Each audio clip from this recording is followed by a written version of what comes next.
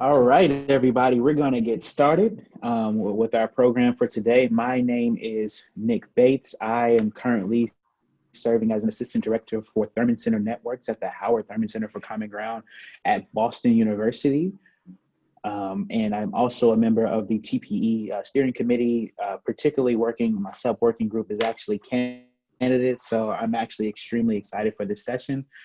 Today, we're going to talk a little bit about navigating your 2021 job search. I want to let you all know that it is a lot of you all. You are able to post any of your questions in the chat function. We're going to do our best to get some of those questions answered.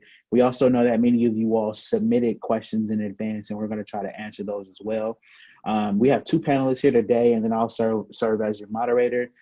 Some housekeeping things that I think will make it easier for us is that if you could just make sure you keep yourself on mute until it's time for you to ask a question. That way we won't have any different interruptions.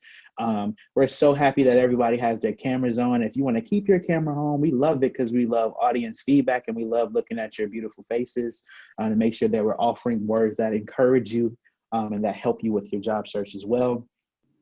Our TPE program today is called the TPE Jumpstart Program. It's navigating your 2021 job search, and this is designed really to help second-year graduate students and in general folks who are searching in the field, particularly with this landscape in mind. And so we're going to make sure that we do our due diligence to address all of these things.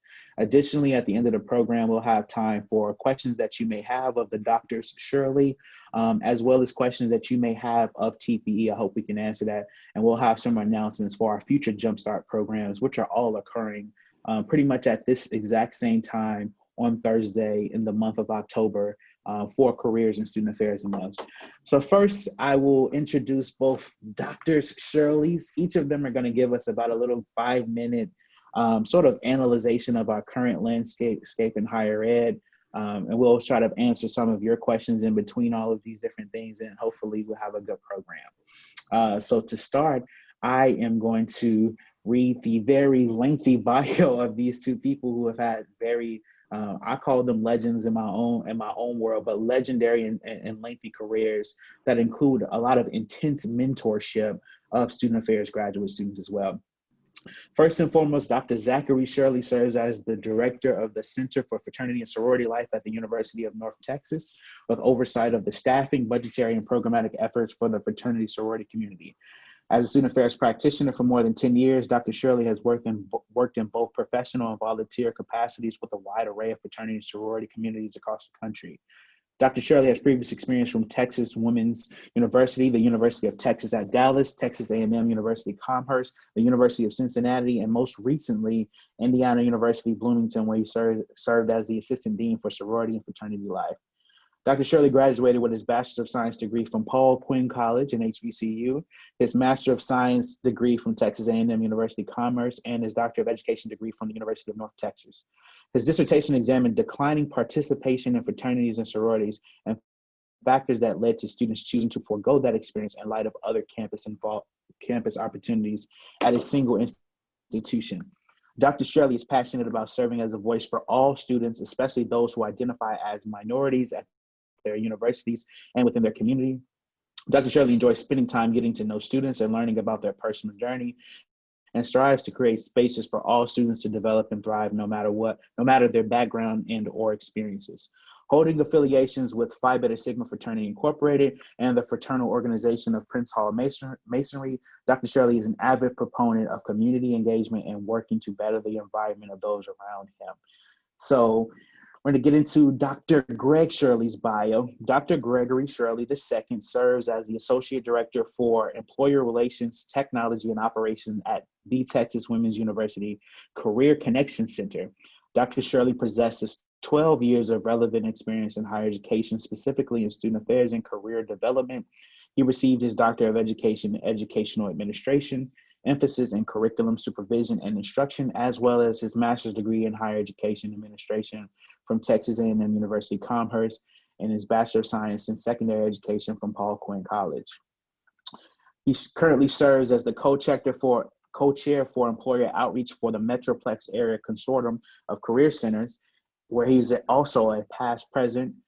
Dr. Shirley is also presented at the national conferences for NASPA, state conferences for the Texas Association of College and University Student Personnel Administrators, and for the MAC3, which we listed earlier. Top 5 strength finders, which are WOO, which I definitely believe that one for sure, input, connectedness, positivity, and communication. So making connections and building relations are nothing new to him. He's an avid fan of Murder, She Wrote, considers his spirit animals to be Alvin the Chipmunk and Raphael from Teenage Mutant Ninja Turtles. He loves to catch workout in the Texas Women's University Fit Rec Center where he can. And his favorite quote is from Charles Swindoll, and it reads, "We cannot change the inevitable. The only thing that we can do is play on the one string we have, and that is our attitude. I am convinced that life is 10% what happens to me and 90% of how I react to it. And so it is with you. We are in charge of our attitudes." So without further ado, I would like to start with either Dr. Shirley, whoever wants to start first, and just give us some 5-minute thoughts in analyzing the current landscape of searching in higher ed, particularly as it intersects with the idea of COVID-19. Well, we will let age go before beauty, so I will let Gregory go first. Which is so ironic because he always says that I talk more than he does. And so I think right now, and I look at it from 2 different lenses. So of course, being a higher education professional, but also working in a career center, I see both academia, but I also see industry. And I definitely feel like the way things are going now with recruitment, particularly during COVID, it just really honestly depends on the industry that you are going into. And so for all of you that are going into higher education, and congratulations on making it to your 2nd year, because it's a marathon, not a sprint. I definitely will say that there are things to be concerned about. However, it is also not the end of the world. I know it sounds easier being on this side than being a 2nd year, but just be optimistic. And the higher education landscape, even prior to COVID, was already increasingly competitive.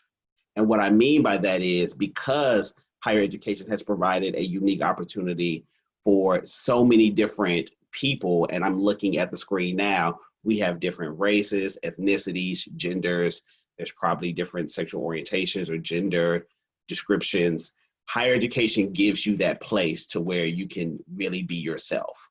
And so naturally, as people like Nick, my brother, myself, as our students see us and doing the work, they see, oh, I want to do that, or oh, I can do that. Or I remember when I was seeing our VP for student affairs, and I was like, I don't know how you're doing what you're doing, but I want to do it. And so then I was able to figure it out. And so nothing is impossible. It can just be a bit more challenging, and the same can be applied to what's happening now with COVID. It's not impossible. It's just more competitive. I'm working with a young man now who recently graduated from North Carolina A&T with his master's degree in adult education. He wants to work in multicultural affairs. And, honestly, COVID really affected him. He got really frustrated. He started suffering from high blood pressure. He had to take a couple of months off. And so literally what we'll do, and I've never met this man in person. We're Instagram friends because for whatever reason, people like to follow me as Zach on Instagram. Don't know why. But we just talk on Instagram. And so every day that we have a conversation, I'm like, how's your job search going? What's happening with your interviews? He just had an interview, but they had to rescind the offer because they've decided to reclassify the position.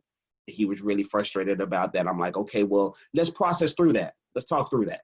Because also what I say is you're going to get a lot of no's. You just need that one yes.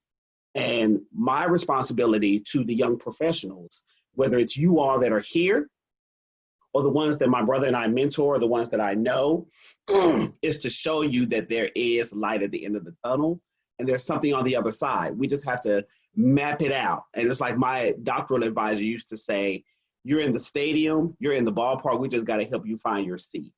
And so there's plenty of seats that are going to be there. However, COVID is causing many of us to become more innovative and more creative in how we get out there. And so I'll wrap it up by just saying, don't let COVID affect you, be in the space. I definitely encourage you to engage in those feelings and emotions that you're feeling. However, don't let it be something that overcomes you and overpowers you to the point where you are just immobile completely, because there are opportunities that are out there. So I will echo a lot of what my brother just said, and it helps to have your own living career advisor. I will say that I just saw that my grad is on here, so she's about to probably hear a lot of the same things that I tell her anyway. But innovation and creativity is definitely important. Think about your skill sets that you have. Sure, you may have this one graduate assistant position that you've been doing for 2 years, or in the case of if you're at UNT, you do 1 year first year, 1 year second year. But think about those other interest areas and how you can flex those muscles. Allow yourself to be as versatile as possible. And also think about what you're gaining in your particular GA position that you can pivot into other areas. So for instance, if you work in student activities, you probably have had the opportunity to do some budgeting. You've definitely had some opportunities to do some programming. Programming across the board is the same. You may slap a different name on it. It may be cookies and quesadillas with Kappa Delta, or cookies and quesadillas with the chess club. But either way, it's cookies and quesadillas. Why you would put cookies and quesadillas together, I don't know. Anyway, so, but you have these skills, and we oftentimes in higher ed put ourselves in these boxes, but you're so versatile in your skill set areas and your abilities that sometimes we forget that. Also, I have advised many a grad, are you necessarily attached to this one functional area? Are you necessarily attached to this one location in the nation? Are you necessarily attached to this type of institution? If you are able to diversify any of those areas, you make yourself a lot more marketable. As my brother mentioned, COVID it's a real thing, and it has disappointed and created a lot of hurdles for a number of us. However, I'm on higher ed jobs every day looking for jobs for other people, and those jobs are still being posted. University of North Texas is still hiring. We're in a hiring freeze, but are we? So those jobs are out there. Again, allow yourself to go through the emotion, because that emotion is very real. Empathy is in my top 5. So and connectedness is my number 1. So I mean, I feel those who are going through those things. But eventually you get to a point where you're like, all right, you know what? This was my plan. I'm gonna have to pivot from this plan and go over here. And that's okay. Yeah, my brother and I are still trying to figure out what we want to be when we grow up. So utilize this time in COVID to be able to say that, all right, it was rough, but say 5 years from now, when we're all rewriting our stories, you'll be able to say, this is what I did to be successful, because one day you will probably have a grad that is reporting to you, and they'll ask you how you made it through. And I'll also say that, yes, we're still trying to figure it out, and we'll be 40 next year. So y'all, like I said, the marathon continues. And something interesting that my brother echoed, and I'm going to kind of pick on him. If you're familiar with the career development cycle, think about the word cycle. It's cyclical. Your career development is not linear. And so it's not, okay, grad, specialist coordinator, assistant director, associate director, director, executive director, dean, AVP, and that's it. And I think for higher education, and we can talk about ourselves because it's us, we do a disservice of selling this dream that it needs to be linear, and it doesn't. And for a lot of us, particularly, women, people of color, we chase these titles because that's what we've been taught to do. My brother chased an assistant dean title, and he chased a director title right back home. And like a couple of weeks ago, he asked me to talk to, Zach, 12, 15 other directors of FSL? Because like he said, for some of them, they couldn't conceptualize the transferable skills that they have outside of higher education. Now, I'm not telling you that you need to get out of higher education. However, we do ourselves a disservice of thinking that we just plan an event, or we just balance a budget, or we just supervise student employees, so it's not real supervision. Supervision is supervision. And another thing that I feel like our higher ed programs don't do, and they do a disservice, they don't teach us organizational communication. They don't teach us business classes, because the higher up you go, the less theory applies and the more it's people management and conflict resolution. And so if at any opportunity you have, take those classes or get those certifications in conflict resolution, in change management, in organizational communication, in business, because those are going to be what keeps you competitive and those relationships. And me, I was in the higher ed program, and my brother used to echo Chickering and Aston, and in career development, we don't use those. We use counseling theory. But even then, at the end of the day, as an associate director now, and I'm talking to employers, I've been a career consultant and met with students. I don't have time to go through a theories book and be like, okay, well, what theory are you looking for while you're trying to figure out how you can find a job or an internship, but no one's ever taught you how to write a resume or how to interview, or you don't know how to bring all of your identities, or should I bring all of my identities into a conversation? Because I don't know about y'all, but Zach and I are in the South. You can't talk about everything in an interview in the South. And so how do you navigate those conversations? So really hone in on those practical skills that you have and identify what those are as you're going through your career search. All right, so we have a question in the chat, and I want to ask a different question first before we get to that question. So the first question I want to ask you all, advice or tips for when am I supposed to start my job search, right? I'm going to be searching, graduating in May 2021 or somewhere around that time. When should I start my search, right? When should I start? Now. So I have told my grads, all right, August 1, what you want to do. Have an idea. Where do you want to go? What type of work do you want to do? Public, private. Do you want to, do you want to stay in your current role in FSL, or do you want to pivot somewhere else? So your supervisors should be having these conversations with you. Or if they're not, bring them to your supervisors so they can start having these conversations with you. I tell all my grads, and my grad on here, she knows, I have a 100% placement rate of grads, and I've had grads for the last 10 out of the 15 years of my career, and all of them got jobs because the work speaks for itself. The work speaks for itself. So you should start looking now because of the fact that we as your supervisors are supposed to prepare you for that. While also helping you balance class and personal, but you should definitely start looking now. If you were first year grads, I'd be like, listen, don't even worry about it, because the way higher education is, by the time you start looking for a job, something else could change. But now you're kind of in this sweet spot of, all right, I by the end of this semester, I should have an idea of 2 or 3 functional areas that I want to go into. Institution types, what region of the country I want to be in. And then in the spring, you should be able to narrow those down. But I say that because you should start looking at opportunities now that can make you a candidate for these positions once they come open in the spring. What I have found in higher ed, and the professionals on here can definitely echo something different if they see something, but I've seen the transitions go, folks leaving August, folks leaving December, January, conference season, February to April.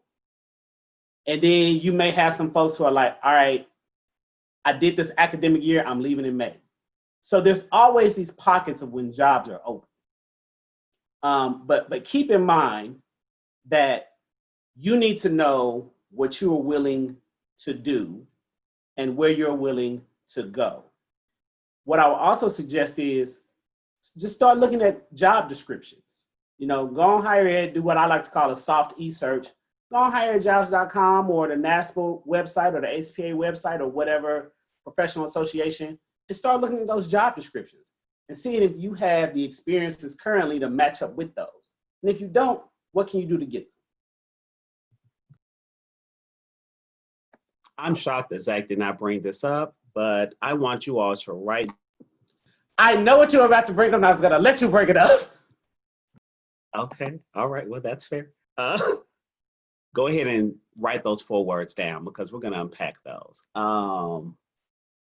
And You all, also, you all did this to me, by the way, and I want to keep in yes, mind that these are 2 people who at times check in on my career, and he gave me these exact 4 words, and it drove me crazy. let's begin. So what I will also say is, and my brother made an excellent statement. I want to talk to, I want to share. We're going to go into these 4 words in a minute, but I want to talk to the women in the room. And so I work at Texas Women's University. We are 90% women. And when it goes to job descriptions, typically men can see something that's 40% what they've done and they'll still apply. Women will be like, oh, I need 80, 90, 95% before I even consider applying. Don't do that. Don't do that. Don't cheapen yourself. If it can work for us, it can work for y'all. And remember, the worst that somebody could say is no. And once again, you're going to get a lot of no's before you get 1 yes, but you will never know until you apply. And so the 4 statements or 4 words that I put in there, if you're familiar with the 4 dynamic tensions of career development, Donald Asher is an author in career development. And so he says that these are the 4 things that you should always consider when you're looking to do a career change. Now, keep 2 things in mind. Your career development is cyclical. You're always revisiting it. As long as you're working, even after you work, when you do a second chance career, an encore career, when you retire and go into something else, it's always cyclical. Within that circle are these 4 words. So whenever you're looking at a job or whenever you're looking at making a move, think about your job. And I hate the word job because it's an acronym for just over broke. I prefer career. Now we know higher ed doesn't pay the coin, but you know what? Here we are. Think about the job that you want to do. Like when you wake up in the morning, like I know I can't wake up and say I want to do FSL. That's not a job that I want to do because I know I want to work Monday through Friday, 8 to 5 and have my weekends. Think about the effort that you want to put into this job. So how much energy do you want to pour in? How much do you want to receive? Think about the location. For me, I cannot live in the Pacific Northwest. I don't like the cold. So that's not happening. And, I don't want to live in the Southwest. I mean, people consider Texas South, Southwest. I want to live past Dallas. And then the salary. And salary is going to fluctuate. So salary is going to be a very subjective thing because for some people, they want to have the high salary, but with the high salary comes with the high effort. And Zach can attest to that because he's a director. He's been an assistant dean. I want to do my job and clock out. And so, where I'm at right now as associate director right now, it's perfectly fine. And so whenever you're looking for those opportunities, always keep these 4 things in mind and put them in order of what's greatest. So for me right now, the role that I do or the job that I do and the location are the most important things to me. I work 30 minutes from home. I'm in Dallas. I've always been in Dallas. I love Dallas and I love what I do. When I wake up, I'm passionate about what I do. Could I be making more money doing something else? I could go work in corporate right now and make 90K. I am not making 90K now. Just let's clear that right now. However, I have friends that work in corporate and they're miserable.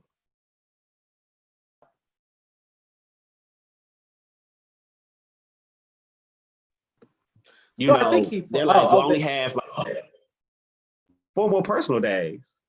I got 147 hours of vacation and 436 hours of sick. If I want to take the rest of the semester off, I can. And so when you're thinking about these things and know that they will change, like the older you get and the more settled you are, they will change. When I was the age of some of y'all, which I'm sure some of y'all are very much in your early 20s, I wanted to know how much vacation and sick you're going to give me and how much you're going to pay me.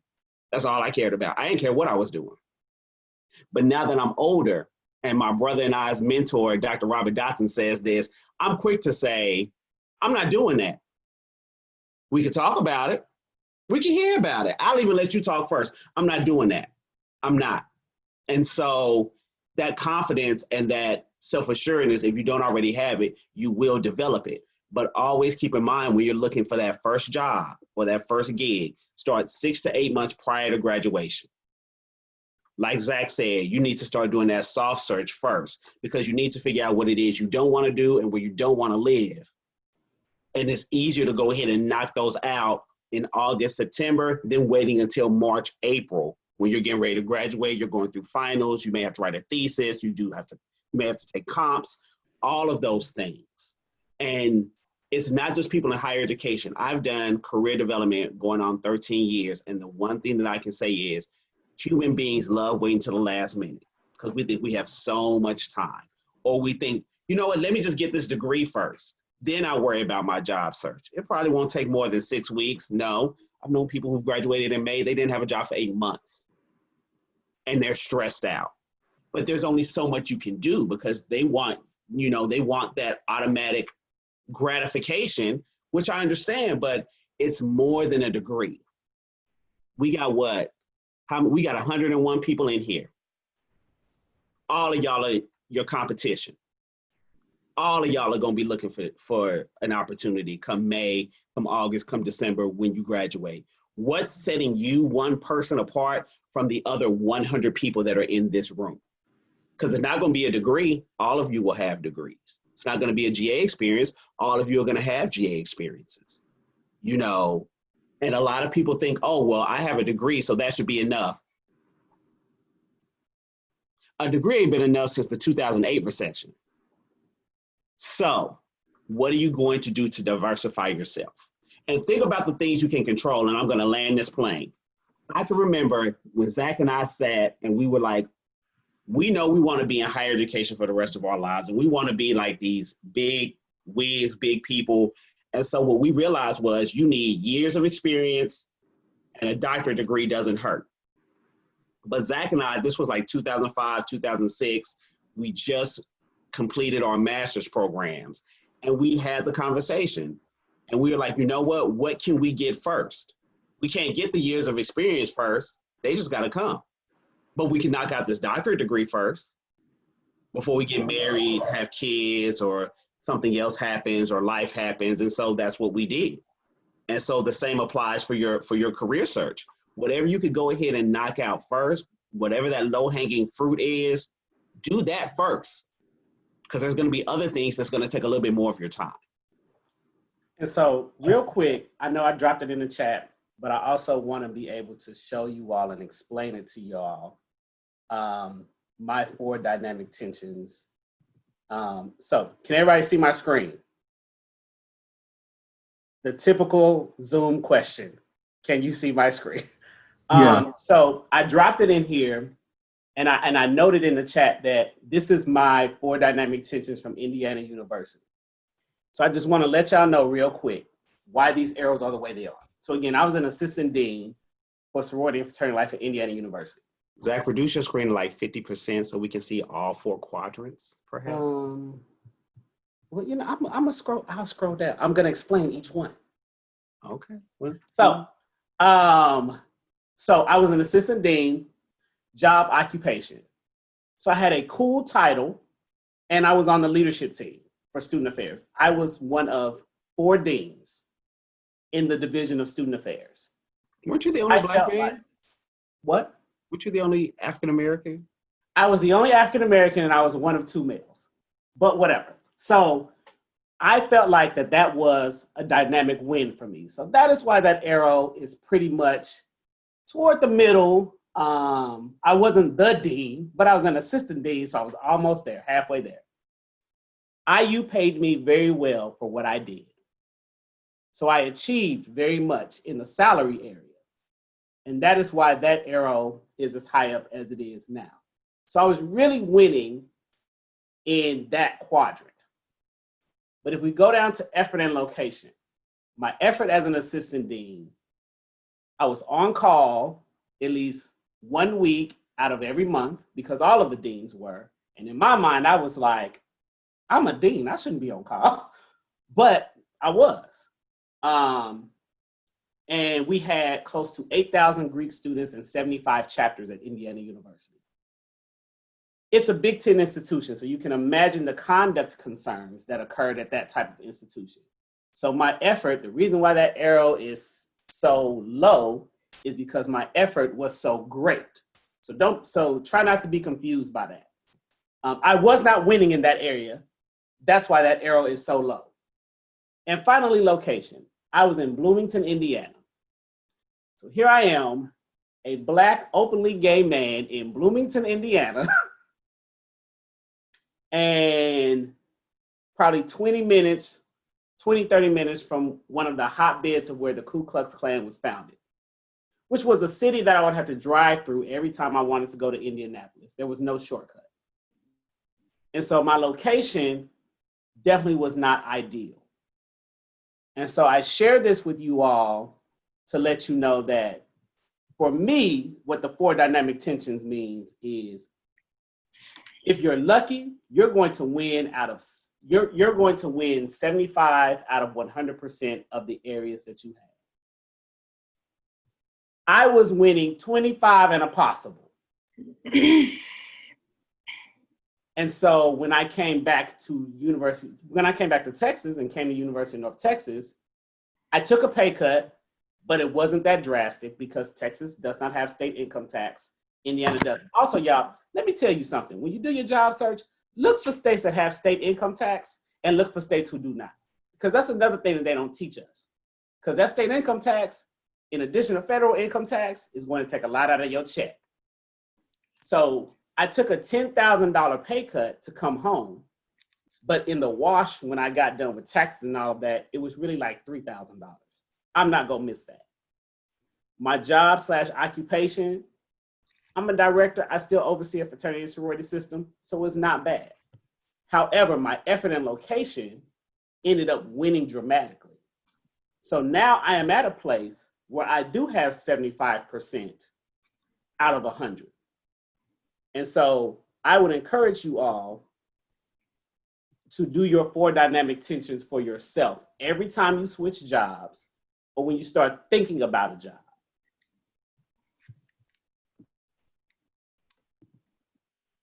Thank you all for doing your career dynamic tensions.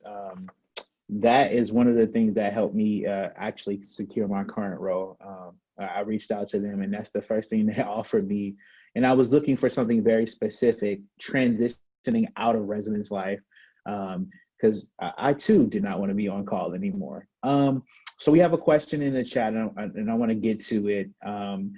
The first question that I want to get to is someone asked, they found it very challenging to see what positions are entry level on higher ed jobs. The position will have an advanced title, but moderate minimum qualification. Would a reviewer be like, who does this person think they are if a recent grad applies?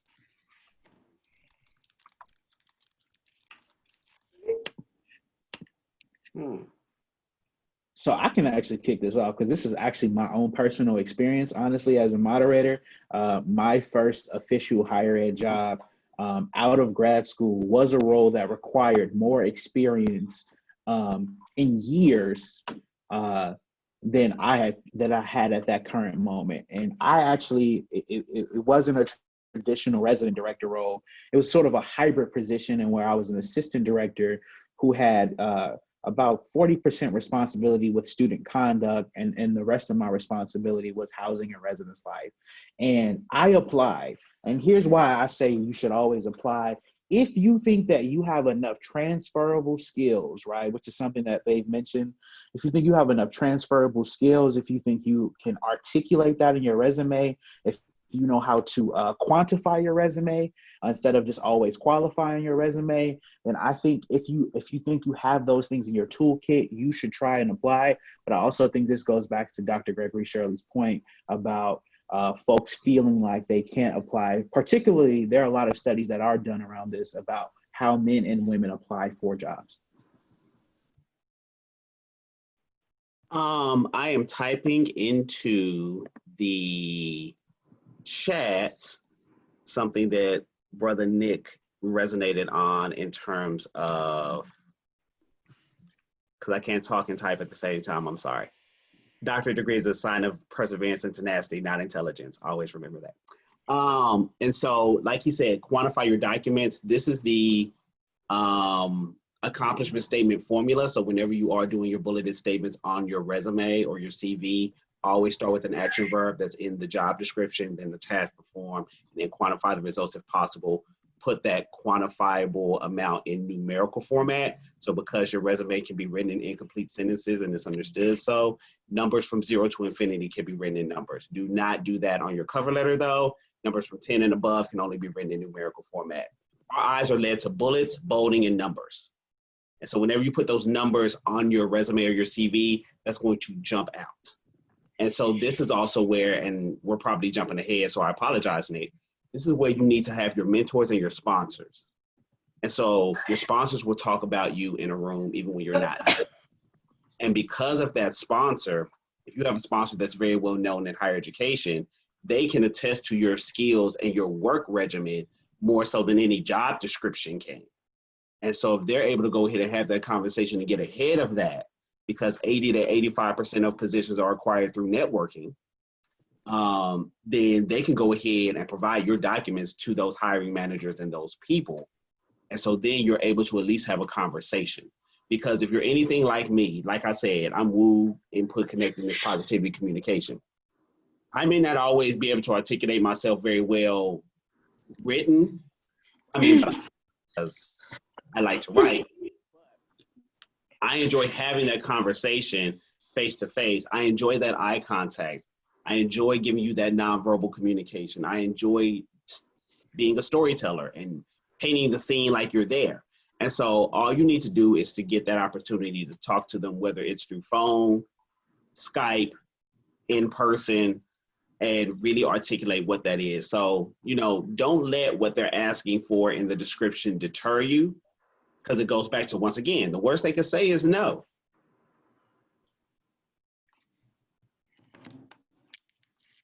We have a question. Thank you, Zach, for answering that first question in the chat. This is actually a really important question, so I'm going to ask it aloud. What suggestions do you all have for international students where immigration policy keeps changing every other month? As we just saw, I just saw that article from the Chronicle yesterday, and I sent it to my brother. Honestly, my personal suggestion and my professional suggestion is to have that tenacity. We're at a very interesting crossroads within the next couple of weeks. So we're going to see what happens. Hopefully, you know, things will turn the tide in the favor for international students. However, I wish I could give you a more concrete response. Like, I wish I had the answers, because I'm the type of person, if you ask me a question, I want to have the answer and the solution. I want you to continue applying and engaging as if things are going to you know, be fine, because I would rather have you do that than to lose that hope. Always keep abreast and aware of the immigration policies. Always be very aware of what that is. Visit your international student office on a regular basis to see if anything has changed, because they get that information as well. And unfortunately, don't leave the job up to like advisors and departments and things like that, because unfortunately that might not be front of mind for them. So I want you to take that ownership for your own career and your own professional development and career management to stay abreast of those topics and those situations. Extreme circumstance, unfortunately, that may mean that as you're doing your job search, you're going to have to go to an institution that might not be ideal for you from a location perspective, or it may or may not be ideal from a responsibility or an effort perspective. However, if knowing that you want to be in this profession and knowing that you want to remain in this country is paramount, like my brother and I say, you can do anything for 2 years. You can do anything for a year. You can do anything for 10 months. You know, it's just going to give yourself enough time until the tide changes. So I also, and Kirby provided some excellent advice in the chat as well.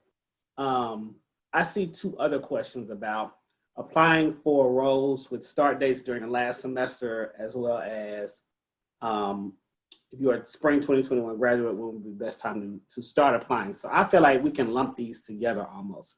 So if you are applying for roles with start dates during your last semester, speak with your supervisor and let them know that you have this really awesome opportunity. Unless your supervisor is a complete, like, utter evil person, they're not going to stand in the way of you getting a job and you are finishing out your last semester. And so my advice would be to speak with your supervisor, like they have a start date of April 1st or May 1st. Have that conversation with them now. If you have the ability to do so, if you know about a start date now, have that conversation with them now. And then also let the job that you're going into know that, hey, I still got a research thesis to finish up. I'm still finishing up classes. I want this job. You guys want me to have this job.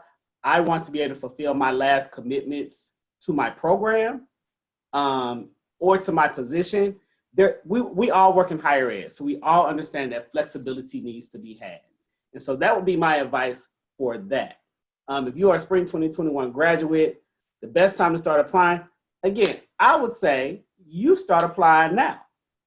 The thing about higher ed, some institutions have gotten better at this, some have not.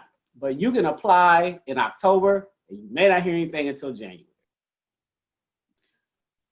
That is not, and I'm not saying that that's the way higher ed should be, but that has been my experience with every single job I have applied for and accepted, with the exception of one.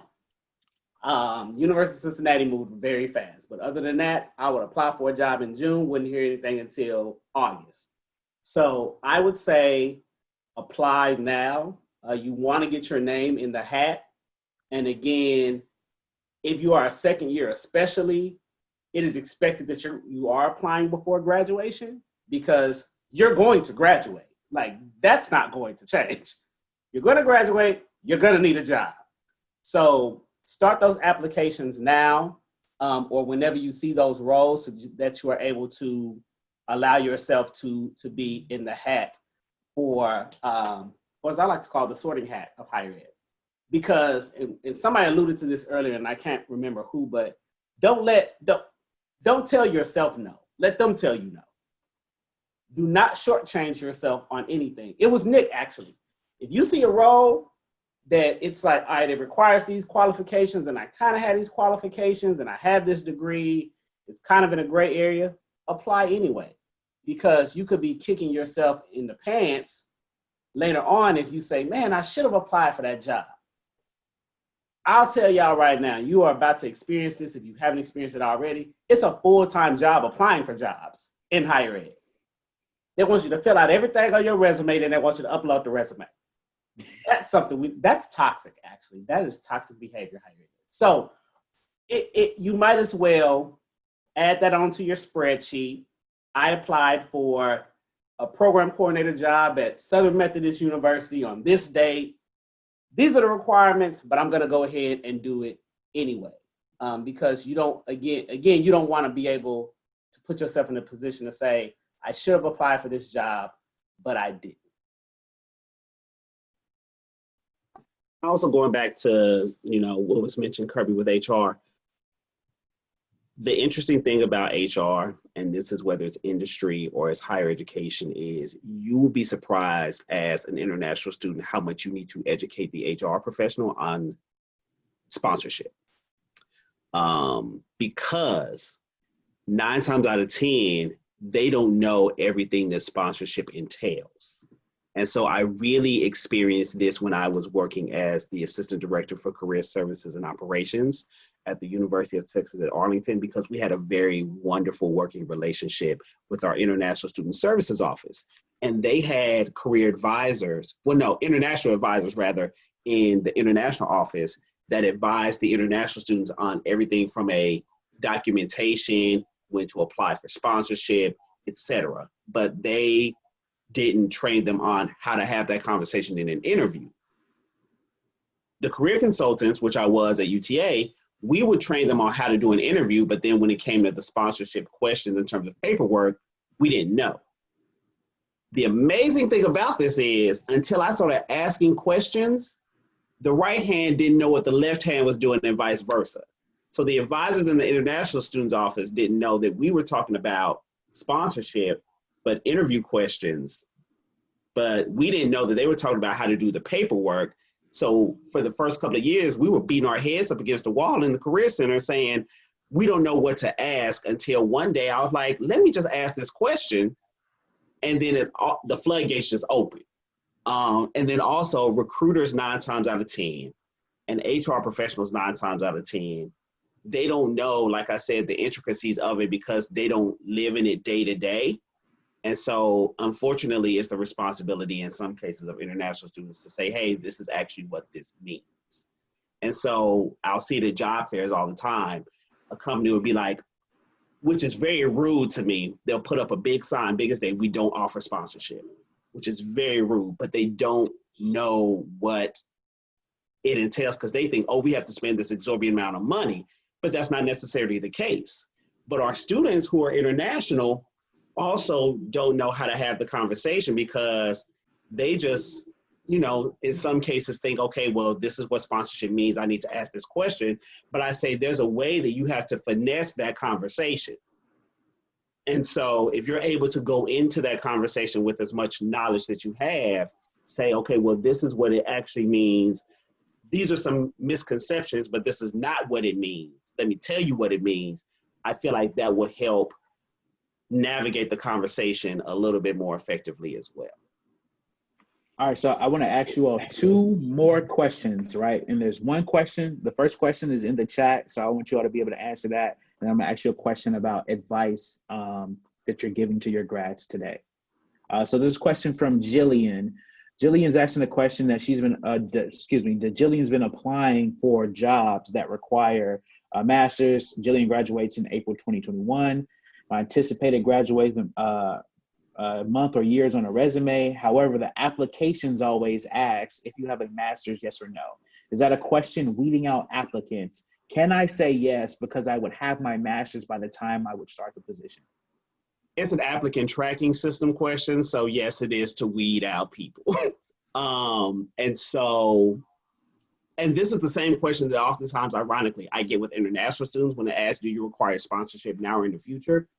And on one end, you don't want to lie, but on another end, it just really depends. And so what I would say is, if you, like Zach said, if you know you're graduating and you know that you're graduating, because 9 times out of 10, well, actually 10 times out of 10, in my opinion, these institutions aren't going to let you fail because it looks bad on them. So they'll let you walk, and they'll let you graduate in many cases for the master's. Because higher education, and you know, the professionals on here can definitely push back and challenge me, but because higher education continues to move at a glacial pace, by the time they call you, you more than likely will have this degree. So I said, go ahead and put it. My strategy real quick has always been to, in that case, my strategy was to click yes, so I would not be weeded out by the applicant tracking system. Mm-hmm. And I always make sure that I clarified in my cover letter. That was my strategy. Yeah. Because the purpose is to get past the ATS. Once you get past the ATS, it's all communication, and it's all not finessing, but it's making that good first impression. So if you click no, then they won't even get to see the potentially amazing things on your documents that are there.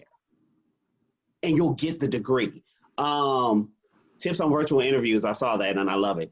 For me, with virtual interviews, I always make sure that, of course, your internet connection is strong, you're in a good lighting, you're in a good space. Like, I would not utilize this background for me to do a virtual interview because I got a cockeyed lampshade here and stuff on the wall and things like that.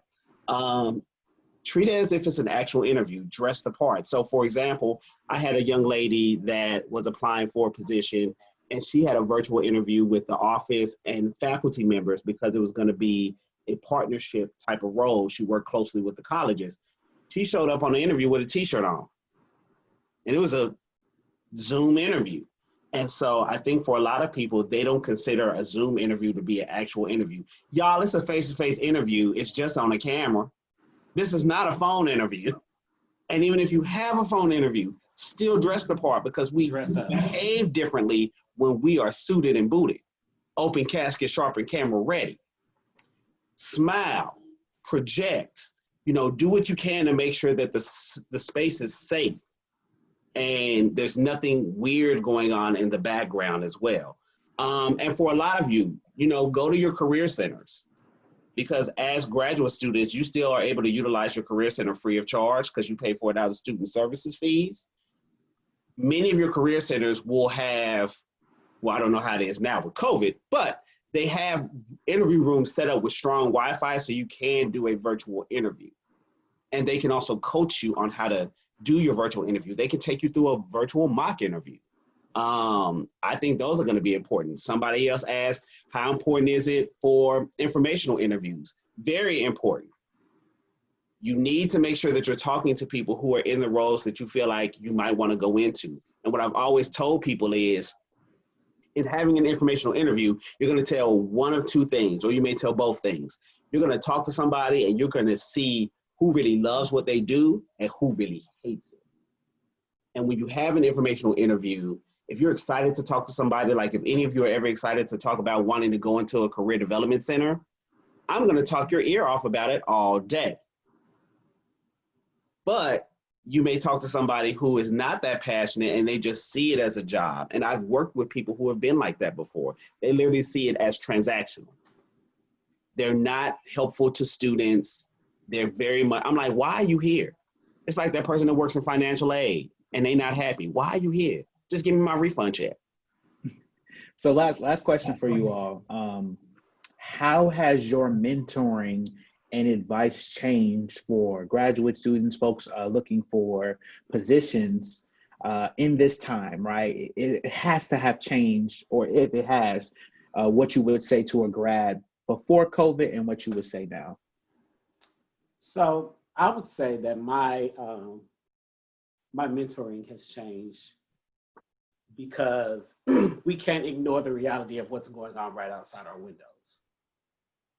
We cannot ignore the fact that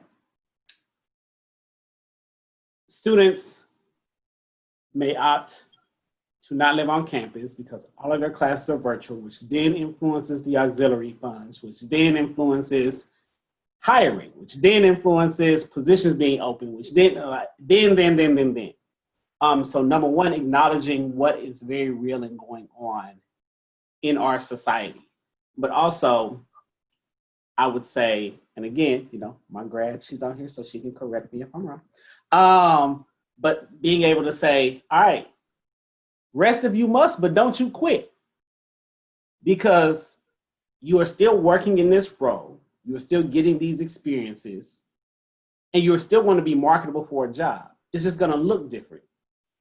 And so let's help you figure that out. Again, pull your supervisors in. I hope you all have great supervisors. If you don't, I'm going to volunteer my brother and myself if you need assistance. Because again, we've had this experience with our own grads and other grads and new professionals. And so if you need someone to bounce ideas off of, if you need someone to have a conversation with about how you navigate this, let us know.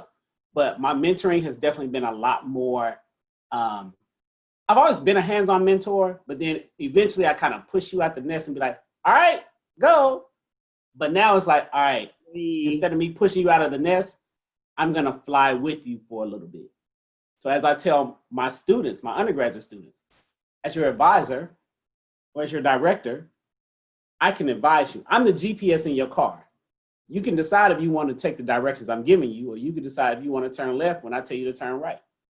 And it's the same with my grads, But now it's like, all right, instead of being that GPS, I might be your driver's ed instructor. So whatever assistance that you all need, definitely let us know. But COVID has changed everything for all of us. And we're all building the plane as we fly it. But that does not mean that you do not have the skill set and the ability to go out and get this job or do this role as you would have if you were doing this 2 years ago.